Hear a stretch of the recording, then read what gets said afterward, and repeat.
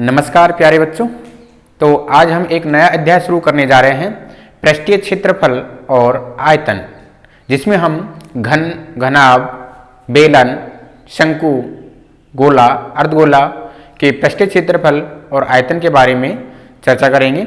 तो सबसे पहले हम चर्चा करते हैं घनाभ का पृष्ठीय क्षेत्रफल और आयतन के बारे में।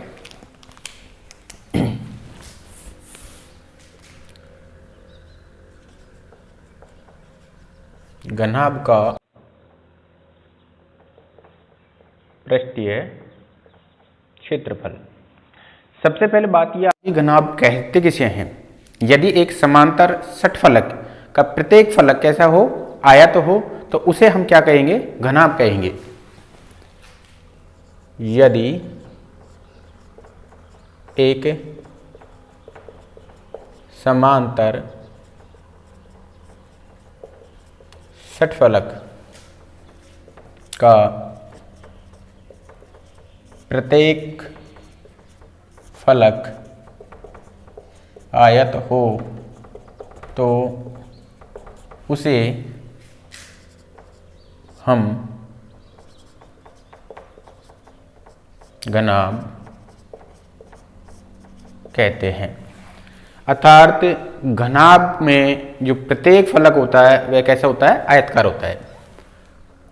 अर्थात घनाभ का प्रत्येक फलक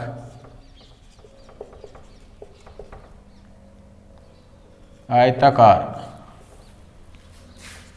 होता है। अब देखिए, आयताकार होता है तो आयत का क्षेत्रफल याद होना चाहिए हमें। आयत का क्षेत्रफल क्या होता है, लंबाई गुणा चौड़ाई। नंबर एक बात करते हैं, आयत का क्षेत्रफल वो होता है लंबाई गुणा चौड़ाई, यानी कि L गुणा B। यानी कि आयत में लंबाई और चौड़ाई होती है, जबकि घनाभ में लंबाई, चौड़ाई और ऊंचाई होती है। अब देखिए,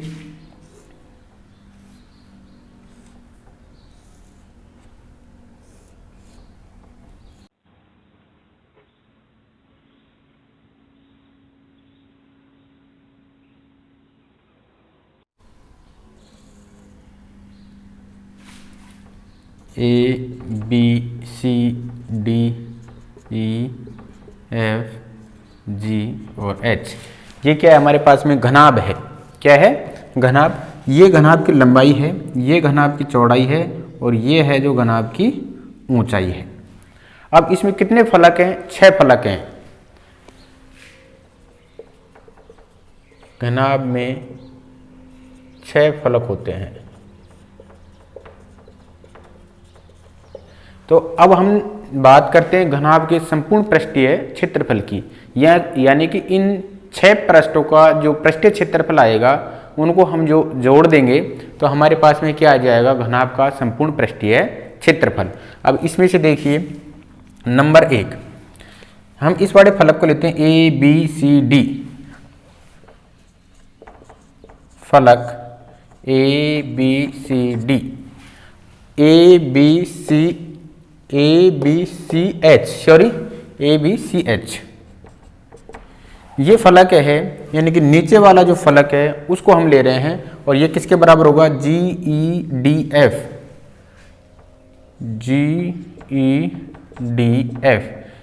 यानी कि ये फलक, ये दोनों फलक कैसे होंगे, बराबर होंगे, यानी क्षेत्रफल बराबर होंगे। और हैं कैसे, ये आयत हैं, तो आयत का क्षेत्रफल, तो नीचे वाला क्षेत्रफल में लंबाई गुणा चौड़ाई आ रही है, तो इन दोनों का क्षेत्रफल क्या होगा, लंबाई गुणा चौड़ाई।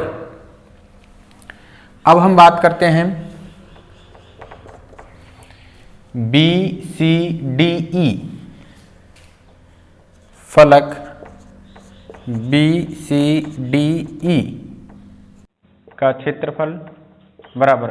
अब जो ये वाला जो पृष्ठ है वो किस वाले पृष्ठ के बराबर हो, AHFG फलक AHFG। अब देखिए, इस वाले फलक की बात कर रहे हैं हम, इस वाले फलक की, तो इसमें क्या है, चौड़ाई और ऊंचाई। तो इसका जो क्षेत्रफल आएगा वो चौड़ाई गुणा ऊंचाई, और जस्ट AHFG ये भी कितना आएगा, चौड़ाई गुणा ऊंचाई आएगा। तीसरा जो फलक है उसको देखते हैं। अब हमारे पास में कौन सा फलक बचा है, ABEG फलक, ABEG का क्षेत्रफल, और ये किसके बराबर है हमारे पास में, HCDF फलक, HCDF। तो देखिए ये फलक की बात कर रहे हैं अब हम,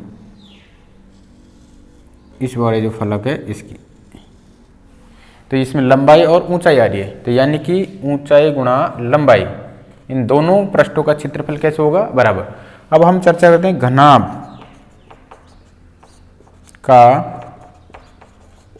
संपूर्ण पृष्ठीय क्षेत्रफल। तो देखिए घनाभ का जब संपूर्ण पृष्ठीय क्षेत्रफल निकालेंगे तो हम इन जो 6 पृष्ठों का जो क्षेत्रफल आया है उनको हम जोड़ देंगे। तो देखिए पहला जो पृष्ठ था, ये 2 पृष्ठ हैं, 2 पृष्ठों का क्षेत्रफल LB यानी कि 2 बार आएगा, LB कितना आएगा, 2 बार। इसी प्रकार BH इस वाले पृष्ठ का और इस वाले पृष्ठ का क्षेत्रफल जोड़ेंगे तो 2BH। फिर हम इस वाले पृष्ठ का और इस वाले पृष्ठ का जो क्षेत्रफल क्या आ रहा है, HL, इसको भी हम 2 बार लेंगे तो ये HL।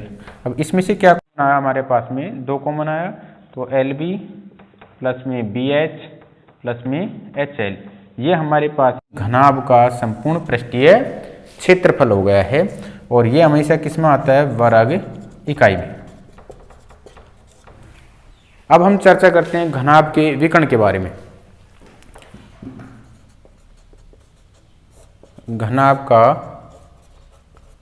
विकर्ण, देखिए घनाभ के विकर्ण के बारे में चर्चा करते हैं तो हम आयत का विकर्ण निकालना जानते हैं।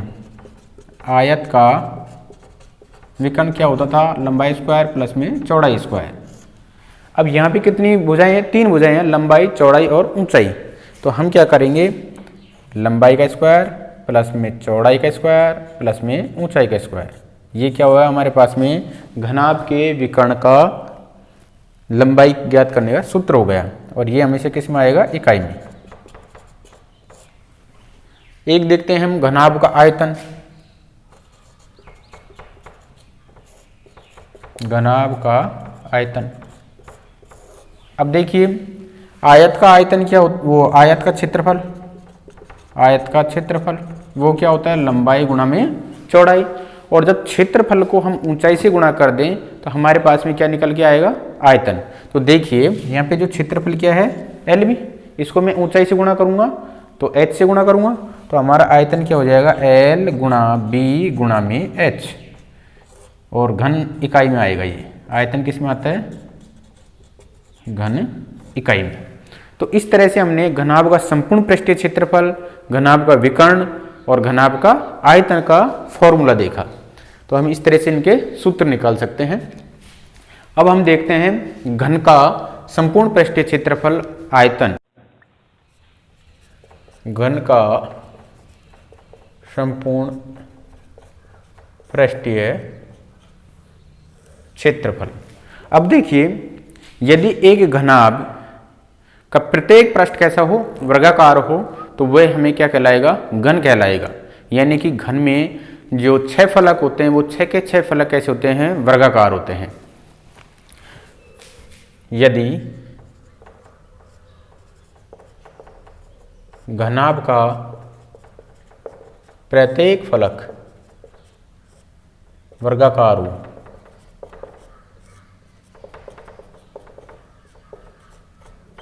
तो उसे घन कहते हैं। क्या कहते हैं, घन कहते हैं। अर्थात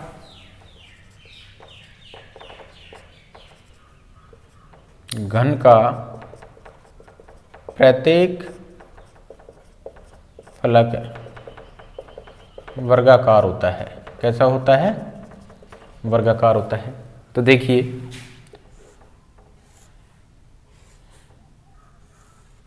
मान लीजिए एक वर्ग ये रहा, दूसरा वर्ग ये रहा।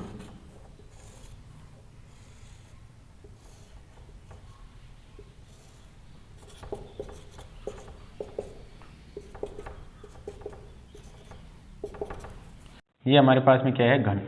अब घन में लंबाई चौड़ाई और ऊंचाई कैसे होती है, बराबर। घन में लंबाई चौड़ाई ऊंचाई बराबर होती हैं, यानी कि घन में लंबाई चौड़ाई और ऊंचाई कैसी होती हैं, बराबर होती हैं। यानी कि ये भुजा ए है, यानी कि लंबाई भी ए है, चौड़ाई भी ए है और ऊंचाई भी ए है। अब हम चर्चा करते हैं घनाभ के संपूर्ण पृष्ठीय क्षेत्रफल पे। तो देखिए, घनाभ का संपूर्ण पृष्ठीय क्षेत्रफल, नहीं घन का, सॉरी, घन का संपूर्ण पृष्ठीय क्षेत्रफल। तो देखिए, घन में प्रत्येक फलक कैसा होता है, वर्गाकार होता है। तो हमें वर्ग का क्षेत्रफल याद होना चाहिए। वर्ग का क्षेत्रफल क्या होता है, भुजा स्क्वायर। यानी कि एक पृष्ठ का क्षेत्रफल हमारे पास में क्या आया, भुजा स्क्वायर। हमारे पास में कितने पृष्ठ हैं, 6 फलक हैं, तो 6 से गुणा कर देंगे तो 6 भुजा स्क्वायर। तो इसका जो क्षेत्रफल आ जाएगा 6 गुणा भुजा स्क्वायर। क्योंकि वर्ग का क्षेत्रफल क्या होता है हमारे पास में, भुजा स्क्वायर। तो इस एक पृष्ठ का क्षेत्रफल हमारे वर्ग के क्षेत्रफल के बराबर है। तो 6 पृष्ठों का क्षेत्रफल 6 भुजा स्क्वायर हो जाएगा। और क्षेत्रफल हमेशा किस में आता है, वर्ग इकाई में, वर्ग इकाई में। अब चर्चा करते हैं घन का विकर्ण। घन का विकर्ण, देखिए हमने अभी पढ़ा था घनाभ का विकर्ण। घनाभ का विकर्ण वो था लंबाई स्क्वायर प्लस में चौड़ाई स्क्वायर प्लस में ऊंचाई स्क्वायर। हम इसी से घन का विकर्ण निकालेंगे। अब घन में क्या होता है, घन में लंबाई चौड़ाई ऊंचाई सब बराबर होती हैं। यानी कि लंबाई चौड़ाई ऊंचाई किसके बराबर है, ए के बराबर। तो देखिए मैं यहाँ रखता हूँ, तो ए स्क्वायर प्लस में ए स्क्वायर प्लस में ए स्क्वायर, कितने ए स्क्वायर हो गए, 3 ए स्क्वायर और उसका अंडर रूट। यहाँ से रूट में क्या रह जाएगा, 3 √3 और ए स्क्वायर का वर्गमूल कितना रह जाएगा, ए। तो इसका मतलब तो क्या हुआ, √3 गुणा भुजा। ए क्या है यहाँ पे, घन की भुजा है। तो घन का विकर्ण वो आ गया √3 गुणा भुजा, और ये हमेशा किसी में आएगी, इकाई में आएगी। घन का आयतन, घन का आयतन, देखिए घनाभ का जो आयतन था लंबाई गुणा चौड़ाई गुणा ऊंचाई। अभी हमने देखा था घनाभ का आयतन वो क्या था, लंबाई गुणा चौड़ाई गुणा ऊंचाई। हम मान रहे हैं कि यहाँ पे लंबाई चौड़ाई और ऊंचाई सब बराबर हैं। घन में क्या होती है, लंबाई चौड़ाई और ऊंचाई बराबर में होती है। तो देखिए यहाँ मैं रखता हूँ, ए की जगह भी ए, वो एल की जगह भी ए, बी की जगह भी ए और एच की जगह भी ए। तो ए कितनी बार आ रहा है, 3 बार, तो ए की घात 3, यानी कि भुजा क्यूब। क्या हुआ हमारे पास में, भुजा क्यूब। तो घन का आयतन निकालने के लिए हमें क्या निकालना पड़ेगा, भुजा क्यूब। और यदि हमें भुजा निकालनी होगी तो घन के आयतन क्या निकालेंगे हम, घनमूल निकालेंगे। क्या निकालेंगे, घनमूल निकालेंगे। इस तरह से ये घन का संपूर्ण पृष्ठीय क्षेत्रफल 6 भुजा स्क्वायर हुआ, घन का विकर्ण √3 गुणा भुजा हुआ, और घन का जो आयतन हुआ वो भुजा क्यूब हुआ। अब हम घनाभ और घन पे जो प्रश्न हैं उनको हम एक एक करके देखते हैं। प्रश्न संख्या 1, 16.1 का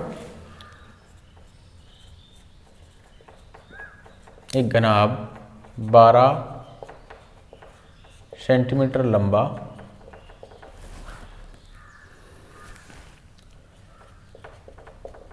9 सेंटीमीटर चौड़ा और 5 सेंटीमीटर ऊंचा है। तो घनाभ का संपूर्ण पृष्ठीय क्षेत्रफल व आयतन ज्ञात कीजिए। देखिए हमें घनाभ की लंबाई दे रखी है, चौड़ाई दे रखी है और ऊंचाई, और हमसे पूछा है इसमें घनाभ का संपूर्ण पृष्ठीय क्षेत्रफल और आयतन।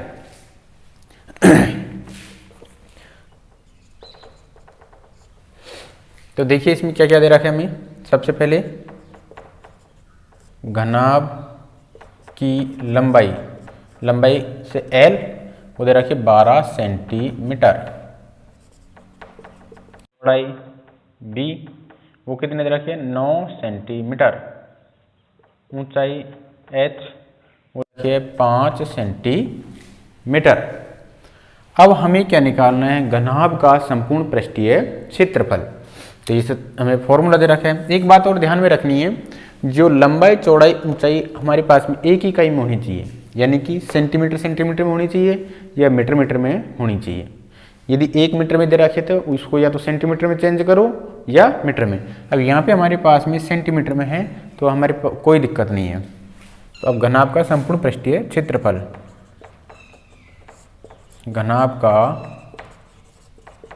संपूर्ण पृष्ठीय क्षेत्रफल, फॉर्मूला क्या होता है 2LB + BH + में HL। देखिए मान रखते हैं हम LB यानी कि 12 × 9, BH 9 × 5, HL 5 × 12, 12 × 9 किया 108, 9 × 5 किया 45, 5 × 12 किया कितना आ गया 60। 2 × इनको जब हम जोड़ेंगे 108 और 60 45 कितने हो गए 105 और 108 213 गुणा किया हमने तो ये आ गई 426 सेंटीमीटर स्क्वायर। ये हमारे पास में घनाभ का संपूर्ण पृष्ठीय क्षेत्रफल आ गया। अब निकालना है घनाभ का आयतन। घनाभ का आयतन का सूत्र क्या, तो लंबाई गुणा चौड़ाई गुणा में ऊंचाई। तो देखिए लंबाई कितनी है 12, चौड़ाई कितनी है 9 और ऊंचाई कितनी है 5।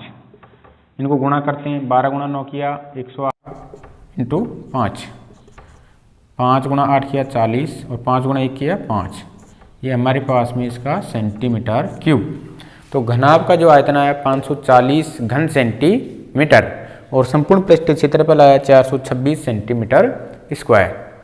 और देखते हैं इसका अगला प्रश्न, प्रश्नावली 16.1।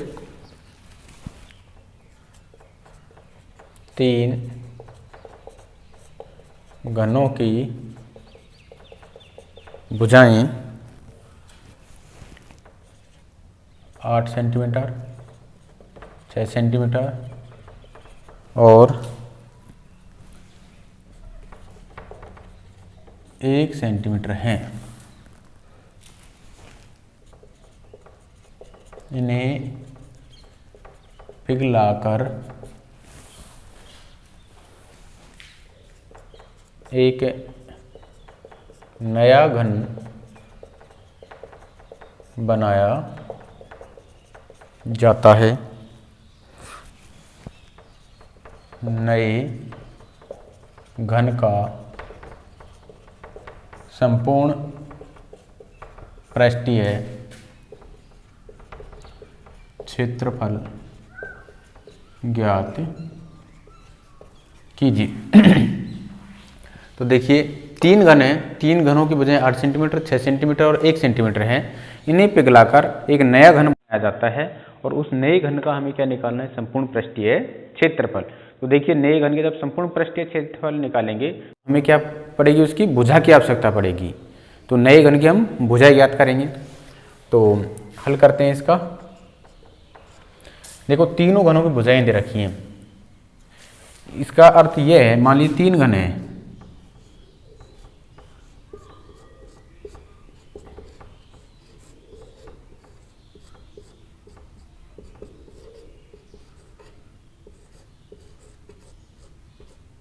इन तीनों घनों से मिलकर क्या बन रहा है, एक बड़ा घन बन रहा है।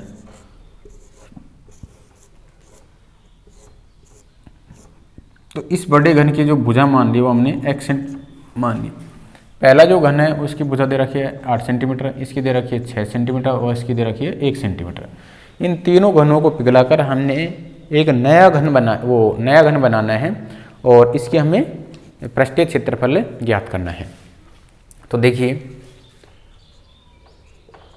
पहले घन की भुजा वो दे रखी है 8 सेंटीमीटर,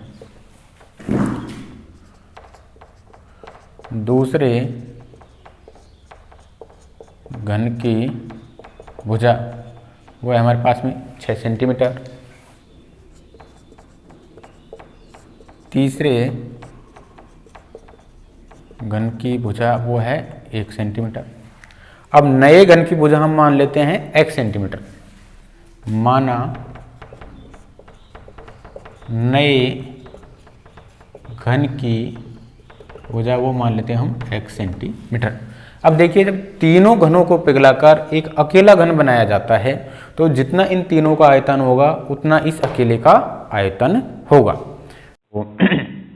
अतः नए घन का आयतन बराबर पहले घन का आयतन, पहले घन का आयतन प्लस दूसरे घन का आयतन प्लस तीसरे घन का आयतन। अब देखिए, नए घन का आयतन का जो फॉर्मूला होता है वो होता है भुजा क्यूब। क्या होता है? भुजा क्यूब। तो देखिए, नए घन का आयतन, नए घन की भुजा कितनी है x, तो इसका क्यूब कर देते हैं x क्यूब। पहले घन का आयतन यानी कि इसकी भुजा कितनी दे रखी है 8, तो इसका क्यूब। दूसरे घन की भुजा 6 दे रखी है तो उसका क्यूब, और तीसरे घन की भुजा 1 दे रखी है तो उसका क्यूब। तो x क्यूब बराबर 8 का घन करेंगे 512, 6 का घन किया 216 और 1 का घन करेंगे 1। तो x क्यूब बराबर ये कितने हो गए हमारे पास में 512, 216, 728 और 1 729। हम यहाँ से x का मान निकालेंगे, तो जब यहाँ से क्यूब होता है और x का मान निकालेंगे तो इधर का क्या निकलेगा? घनमूल। तो 729 का क्या निकालना पड़ेगा हमें? घनमूल। तो x बराबर 729 का घनमूल कितना होता है? 9। तो ये हमारे पास में नए घन की जो भुजा आई वो कितनी आई? 9 सेंटीमीटर। तय नए घन की भुजा 9 सेंटीमीटर है। इसलिए अब हमने पूछा क्या है? नए घन का संपूर्ण पृष्ठीय क्षेत्रफल। अतः नए घन का संपूर्ण पृष्ठीय क्षेत्रफल वो होता है 6 गुणा भुजा स्क्वायर। देखिए, 6 इंटू भुजा कितनी है हमारे पास में? 9 आई है नए घन की, 9 इसका स्क्वायर 6, 9 का वर्ग करेंगे तो 81, 6 गुणा 1 करेंगे 6, 6 8 48, 486 सेंटीमीटर स्क्वायर इस नए घन का संपूर्ण पृष्ठीय क्षेत्रफल आया है। देखते हैं नेक्स्ट प्रश्न और देखते हैं इसका।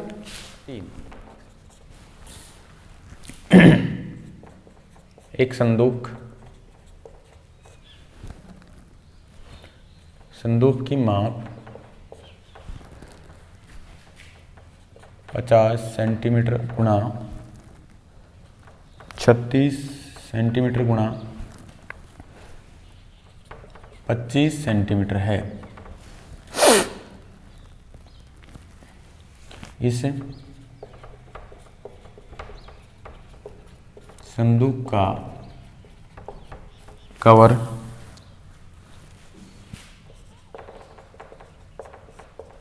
बनाने के लिए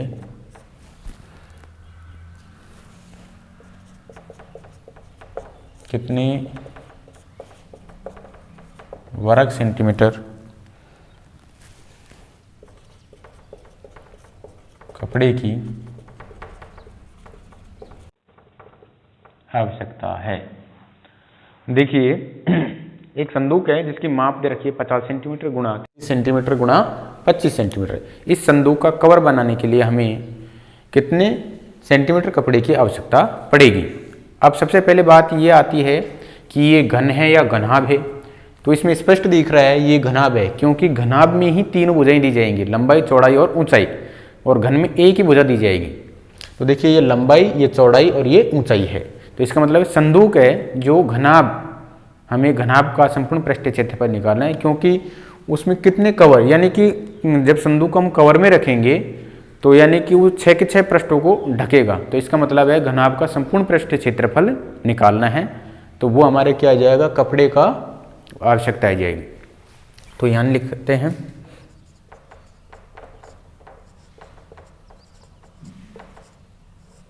संदूक की लंबाई वो दे रखिए 50 सेंटीमीटर, चौड़ाई संदूक की वो दे रखिए 36 सेंटीमीटर, ऊंचाई वो दे रखिए 25 सेंटीमीटर।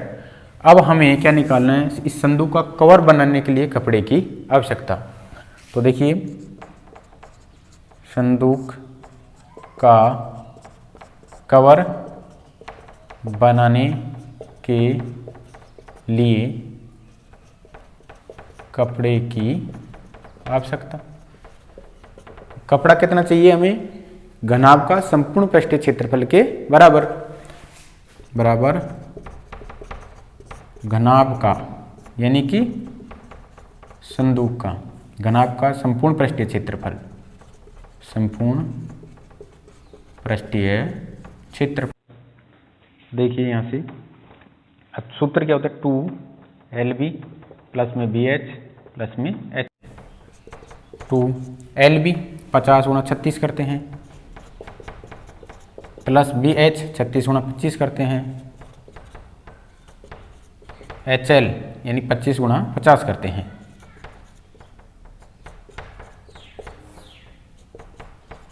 अब देखिए 5 6 पंजो 30 हासिल है 3, 5 15 3 18 और ये 0 ये रही, इसको गुणा करते हैं।